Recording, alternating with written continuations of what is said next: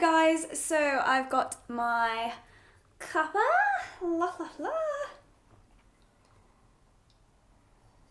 I'm going to film a video answering questions that I usually avoid. So I got you guys to send me questions on Instagram and I'm going to answer questions that I usually avoid.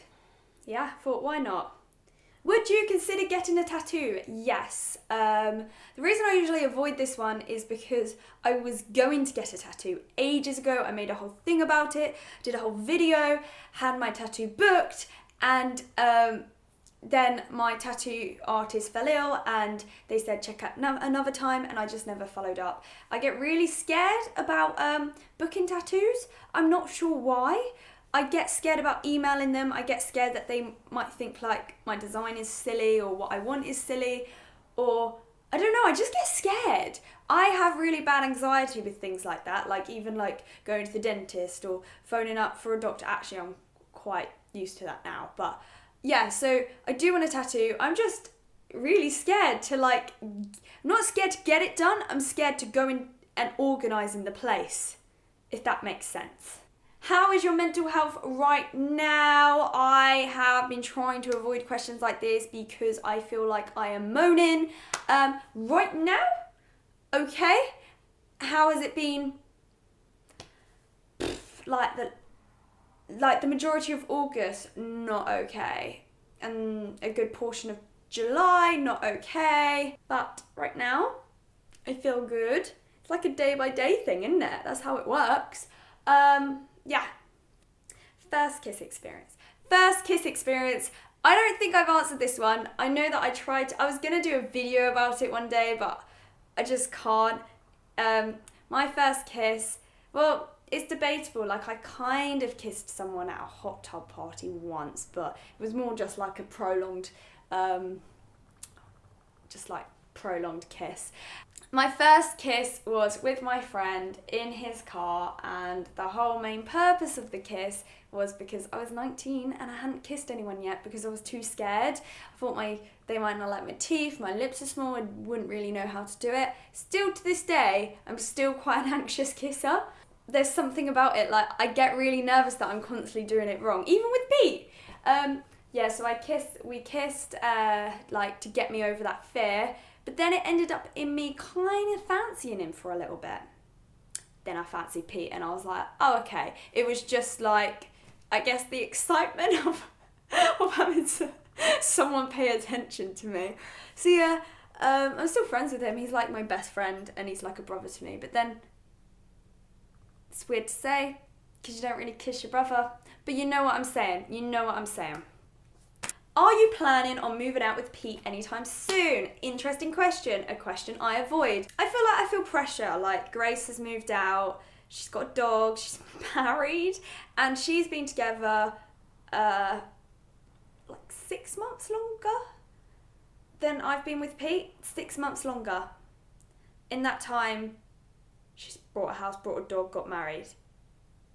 And so in the same sort of time, there's been no steps. Me and Pete are younger, although Pete's the same age as Grace.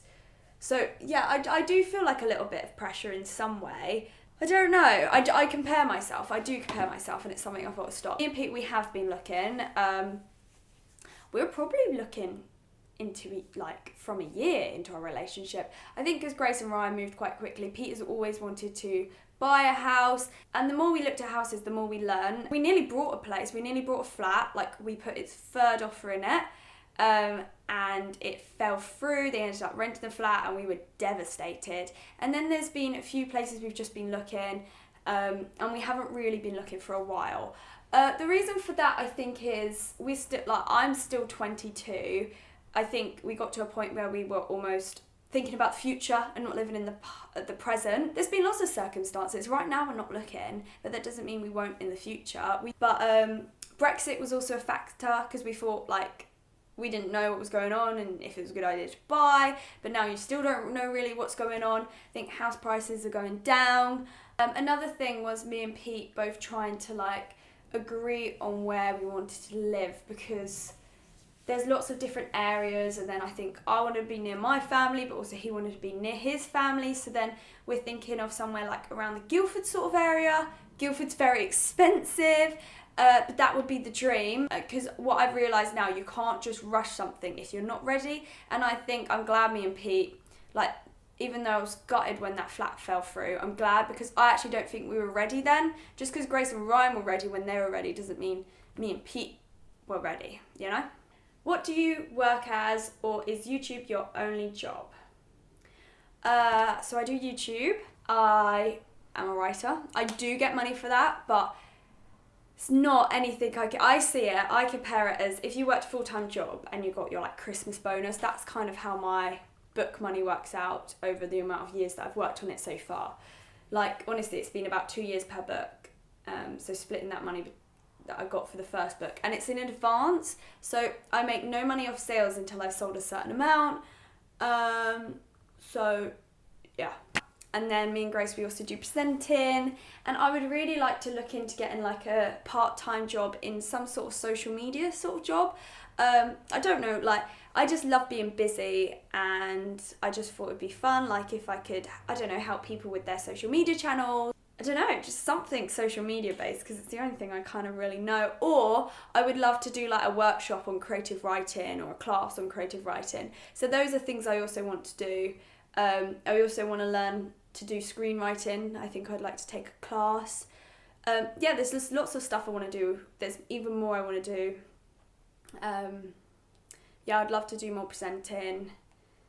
Yeah, I want to have loads of different avenues. So if one fails, like my book fails or YouTube stops, I've got another thing to do. Hi Amelia, what's your biggest fear about your career and not staying relevant? I don't feel like I'm relevant anymore. I feel like YouTube's very different to when it started. So please give the video a thumbs up and subscribe, because it helps me out. Yeah, I'm scared. I'm really scared. I'm scared that I'm not relevant anymore. I'm scared that, you know, I'm not good for YouTube. So, how's therapy going? I am in therapy, online CBT, and I'm not going to lie to you, it's not going good. I have sucked. It was like I started it the week before I went to Italy, then 10 days, then it's hard to get the schedules. I've only done like 2 sessions. I keep rescheduling and I feel awful, and I feel like I'm wasting this good opportunity, but I'm just struggling with it. So yeah, it's not going great, but I think hopefully I will knuckle down and use it more efficiently. Anyway, on that note, I'm going to end this video. Thank you so much for asking the questions. I quite enjoyed doing this and putting myself out there even more. I thought the questions were quite nice actually. There were some few rude ones and I actually really wanted to ask them, but there were some crackers. But if we ever do this again, let's try and keep it more PG. But like, you can be as open and personal as you want, but PG, because you had some good questions. I just could not answer them. Thank you very much. Please subscribe, please share around, give a comment, and I'll try and chat in the comments. And I just love you guys. Also, my book is down below on Amazon. It's got 123 reviews. It'd be amazing if we could get to 130. So if you've read it, please review it. Or if you haven't, go buy it. It's like really cheap on Kindle, paperback, and then hardback, and audiobook. It really means the world. Love you guys.